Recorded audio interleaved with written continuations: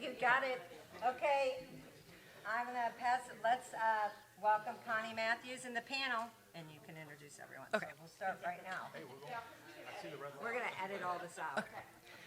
Well, I have to start. Adul basically said people are sick and tired of me talking, so I won't be talking as much, Adul. So, I'm just kidding. Well, again, I'm Connie Matthews, and I own ReynCon Security, and we really focus on training and building teams. And so I'm really honored to moderate the panel. So I'll just go ahead and start with you, Rich, and everyone can introduce themselves real quick. Absolutely. Do I need to use a mic that way? We're good. All right, Rich Nagle. I'm the current interim CISO at The Ohio State University, so overseeing all security, governance, risk, and all of those functions that you normally know about. So that's it. Afternoon, everybody. Bryan Waeltz. I'm the Deputy CISO at Cardinal Health. I am responsible for a few different areas, including our traditional cyber operations, security architecture, and resiliency. Can anyone hear me? I'll use this. You're good. Just in case. Is this on? No? Okay. Jana Moore, get that idea. Okay. Jana Moore, Business Information Security Officer at Cardinal Health. We met earlier. Good to see everybody. Hold it way far out. I'll try and do this. Hi, I'm Doug Hromco. I'm the Deputy CISO at Huntington Bank. So part of my accountabilities there are identity and access management, cloud security engineering, and a cyber strategy and governance function. Nice, perfect. All right, so our first question, and I'll go ahead and start with you, Rich, is, and you kind of answered what your role is, but can you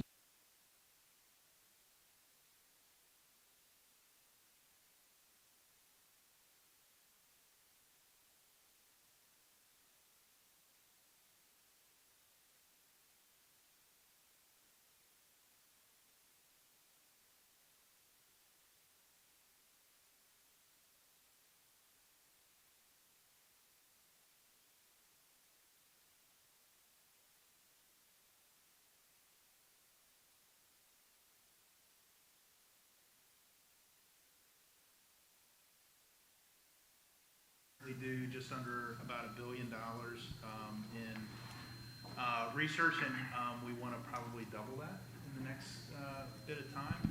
And so, aligning with that, I think one of the big drivers that we have as an initiative going forward right now is around EDR. So we just signed a contract recently with a supplier, and we're going to be moving in that direction. So hopefully by the end of the year, we'll have our agents rolled out to all of our platforms and systems. because you work for such a small university. We do, yeah. It's a tiny one.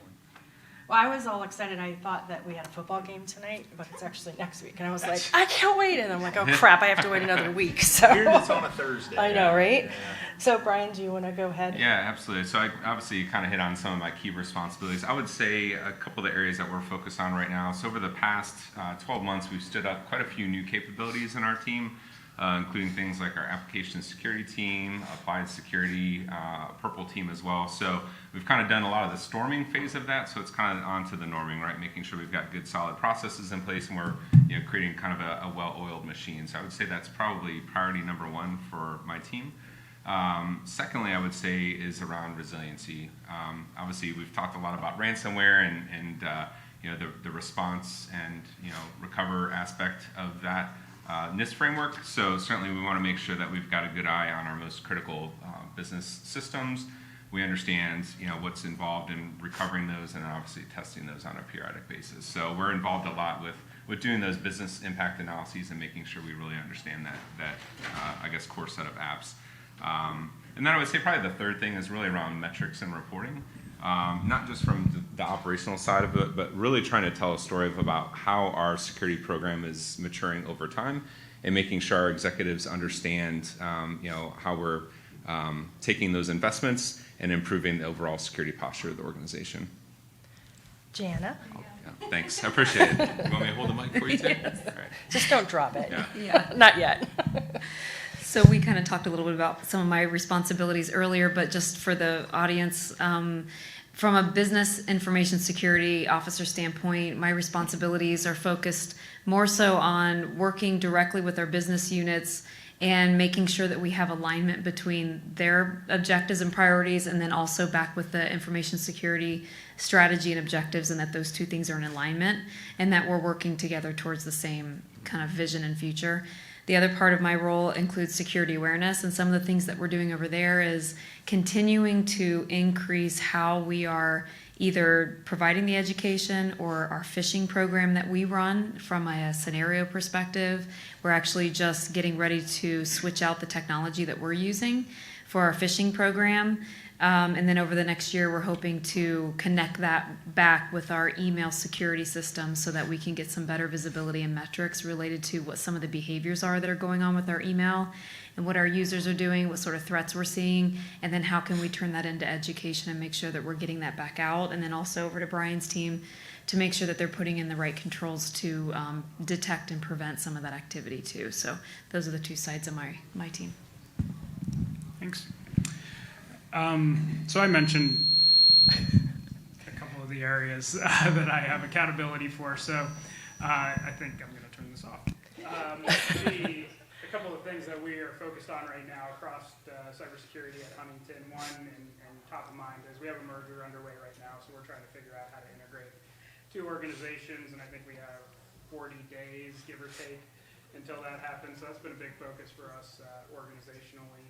Additionally, we're trying to figure out how we can shift our security left, if you will, within the organization. So spending a lot of time with our Chief Development Office and other organizations, understanding where we can apply security up front in the application development life cycles, so that, you know, on the back end, some of the layer defenses that we have in place now can maintain their effectiveness, and we can scale more effectively as an organization as well.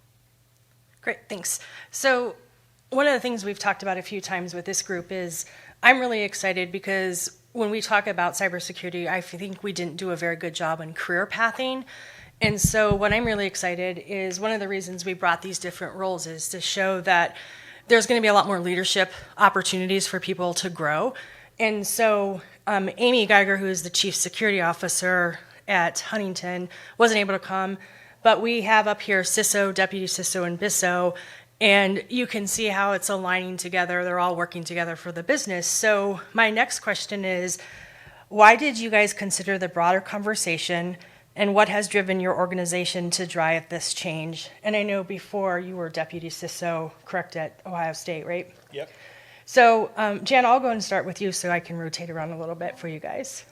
I mean, for us, why the broader conversation is we felt like at Cardinal, the past, I would say 8 years, we've spent so much time building up the security program, and we spent a lot of that time with our IT partners mostly, because there's a lot of technology and handoffs between the two. And so we determined in the last couple of years that we needed to now extend that out into the company further. Those relationships were solid, we had all of our processes worked out, and we were aligned, but we did have this next kind of, progression that we needed to start to get after from a business standpoint. And our company is going through a lot of change from a business model, how we are innovating, how we are connecting closely to the business. Our IT strategies are getting very aligned to the business strategies now. And then of course security is there too. And so it was the right timing. It has to, culturally everyone was open to it. It was the right time to do it, and it's been embraced because of that. So I'd say for us, for the BISO, that's why the broader conversation and why now. Doug? Yeah, I'll do my best Amy impersonation. Yeah. You've heard this a few times, so you can do it. You can do it. But at Huntington in about 2008, we made a decision to move cybersecurity out of the traditional technology organization and into its own function. And at that point, that's when Amy started to take on some additional accountabilities in terms of a chief security officer. So where we live today, we have our technology organizations, which we continue to partner with a great deal, but then within the chief security office that Amy runs, we have fraud, physical security, and cybersecurity all reporting into that organization. And that's allowed us to really get some efficiencies across those groups. Fraud and cyber are starting to integrate more and more in terms of how they operate, how they identify threats in the environment, and respond to those things. And we continue to mature in that space. And then for my role specifically, the deputy CISO role at Huntington was put in place really to help the organization scale again. We have 5 or 6 different cybersecurity domains, and one person sort of leading all of that activity is very challenging, and so decided to put the deputy CISO position in place to help scale and extend some of the capabilities of the organization. And you guys are working on adding the BISO role too at Huntington, correct? We are working on that. That's, Yep. Yes, in flight. If you know anybody, give me a call. And then, obviously, Rich, you kind of have had the deputy and Yep. the CISO, interim CISO, so can you talk a little bit why Ohio State did that as well? Yeah, very similar, I think, to what Doug was mentioning. About 3 years ago was when we created the deputy role, which I was previously in. And the reason why we did that was to be able to free up some time on the CISO's plate to be able to take on a couple of new things and add and evolve the program. So we added privacy. So we hired a chief privacy officer that reported to the CISO. And a little odd, but we also manage digital accessibility for the university. And so that's a piece of the profile. And then also some focus to disaster recovery. So it was just the ability to expand out more than what was currently there. So evolving the program and being able to do those things. So we moved a lot of those heritage operational functions underneath of the deputy to maintain it away from the CISO. You're probably going to ask about a BISO. So we're not quite there, but I would love to. And we've been talking about that a lot, about how we get better alignment from security and the initiatives that are going on there to what the university is doing, both in an IT perspective, but also the true business of each of the colleges and units. So. And what I think is kind of cool, like they've all had several same roles, but as you can see, each of them had different responsibilities. So again, I'm excited being in this industry for 17 years to say for people that want to become one of these roles, you don't have to go from a director automatically to the CISO. There's some jumps along the way, which also really helps, I think, from an experience. And then Bryan, I know you have a little bit of a different role too than with the two gentlemen here. Yeah, absolutely. So I think kind of similar to what we've heard up here. My role was created about a year ago, I think, is when I moved into my role. And I think just a realization that a CISO from a Fortune 20 company can't do it all. Obviously, Jana's BISO role was created probably, about 2 years ago, I think. And that was really to get some focus on the business aspect of it. But I think in order to get our CISO more engaged with the business and having those conversations with the board and focus on the executive leadership aspects of it. Obviously, my position was created to kind of offload a lot of the functions of the team. So it's obviously been great, for us to have those career opportunities, and obviously it creates another path for our folks as well, as you kind of mentioned. Yeah, perfect. So the next question kind of ties into this. It's a buzzword, but everybody is using it. How vital is emotional intelligence and the people aspects of people wanting to get into leadership roles? So I will pick on Doug first. I try to make it, because it always stinks to be the last person. I think emotional intelligence is important really in any role that you have, leadership or otherwise. I think in the cybersecurity space, it's becoming maybe more important than it traditionally has, in the sense that for all the things that we talked about up here, right, there's more business engagement. Cybersecurity is table stakes to any business or function that operates today, and you need people who are willing to partner and work with our business stakeholders and technology stakeholders to help put the right security in place. And so part of that working and partnering is the emotional intelligence that people demonstrate in those interactions. Bryan. Sure, I'll go next. So you looked at me next. So Yeah, exactly. You are kind of jumping around here. But no, I completely agree with Doug. I think you kind of touched on it earlier in the keynote, right? Security being typically the group of no, right? Mm-hmm. And so a lot of that is trying to understand the particular situation you're in, whether it's dealing with the business or with another IT counterpart. Like, how do I need to have that conversation? How do I break down that conversation into something that's meaningful for them, right? And so making sure you understand where are they at in their headspace. Is it something where they just want to vent? Is it something that they just don't understand, or do I need to educate them, right? So I think having that emotional intelligence kind of helps you to have those conversations, and obviously be more effective in that communication. So that's one piece of it.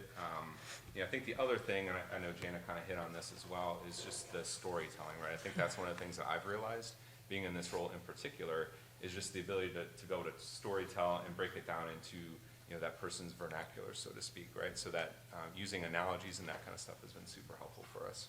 Okay. Rich? So, yeah, absolutely echo what these guys have said. I think that there's the raising of the level of security to the function that it is today is so different than it was 15 years ago, and it's CISOs are true C-suite folks that need to act in that way. And so that just raises everyone else up, right? So all of those security folks need that emotional intelligence to be able to work with the business, to work with customers. You can't just sit behind a screen and whack on a keyboard all day anymore. There is interaction with people, and that requires emotional intelligence and the ability to do that. So I think it's key to continuing to evolve the function. Jana? So I don't know if I have a whole lot more to add to because I agree everything. I think all of us are probably all working on emotional intelligence, at some level. So it's not something that you just kind of take a class on and now all of a sudden you have emotional intelligence. I mean, it's definitely something you always have to keep working on. And you'll keep getting yourself into different situations where you learn kind of where you need to continue to develop yourself. And so for me, it's like, getting our teams out in different situations and giving them the opportunities to have those, have that dialogue.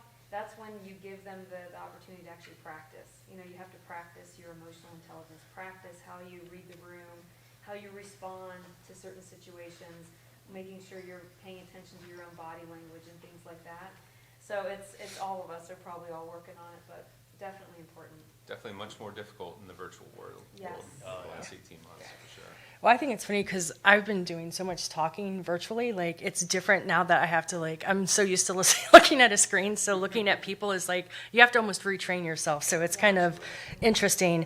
So Jana, I'll go ahead and ask you this question first. But, as ransomware and all of the virtual workforce, I think we've seen some different approaches with tabletops where we're getting a lot higher up in the organization because ransomware is a business conversation, whether they're going to pay ransomware or not. So how vital are tabletops and getting executives involved in these exercises? That's a great question. I'll tell you, over the last couple of years, it has been hugely impactful at Cardinal to have some facilitated tabletops that we brought in some third-party partners who kind of are viewed as the experts in the industry who can provide that advisement and guidance kind of through that tabletop exercise. It's been huge because it's really provided not only just the opportunity to talk through some scenario-based topics, right, but also they learned how to prioritize the communication that has to occur when there is an event like ransomware or whatever security event there is. The communication aspect of that actually has almost every time risen to the top as the number one priority that executives or teams need to make sure that they have nailed down and they understand who's on first and how do you communicate, who do you communicate with first, second, third, do you have to have approvals before you reach out to your third parties. I mean, all of these other things kind of fall into place after that, but it's been such a good opportunity to start the dialogue, provide the education to the executives, and then now they start to feel more comfortable with the topic. And so then the questions start to flow, and then that relationship starts to build. That's at the executive level. We're going to start doing that more frequently down into the business teams too, where you can start to incorporate some of their planning, like DR planning and business continuity planning and things of that nature. But it's been hugely impactful for us. Doug? Yeah, I mean, I think those are critically important. Over the last year, 2 years, we've ran them at the board level to make sure that there's an understanding, again, around the communication, what the crisis plan is, and what decisions need to be elevated to the board and the senior leadership team. I think that's another key component of it. In a former life, I ran business continuity, disaster recovery, and crisis at a different place, and they would run organizational-wide exercises, not always focused on cybersecurity, but again, the same concepts generally apply, and making sure that those communication streams and channels are open to everybody to engage in. So just kind of as you guys are talking, one of the things I would think that would help you enhance your relationships with the business, and when you do need to go to them with a security concern, now they kind of understand what the importance is and priorities of addressing those issues. Yeah, I mean, been in some of those tabletops where things that seem like common sense are eye-opening for others. And so, yeah, I think that sort of enhances and reinforces the importance of what we all do. Me next? Yes, sorry. I would say just kind of building off of what Jana said, I think one of the things that our team has done is intentionally not closed out those incidents during the tabletops too, just to make the leadership team feel a little bit uncomfortable and to kind of continue that exercise as well. And I think that helps us to improve our playbooks as we go through that as well. So just like a football team we were kind of talking about before, I can't imagine they're just rolling out onto the field next Thursday and playing, right? They've been practicing and getting their playbook sharp so that they can go and execute, under the pressure of a game situation. So that's exactly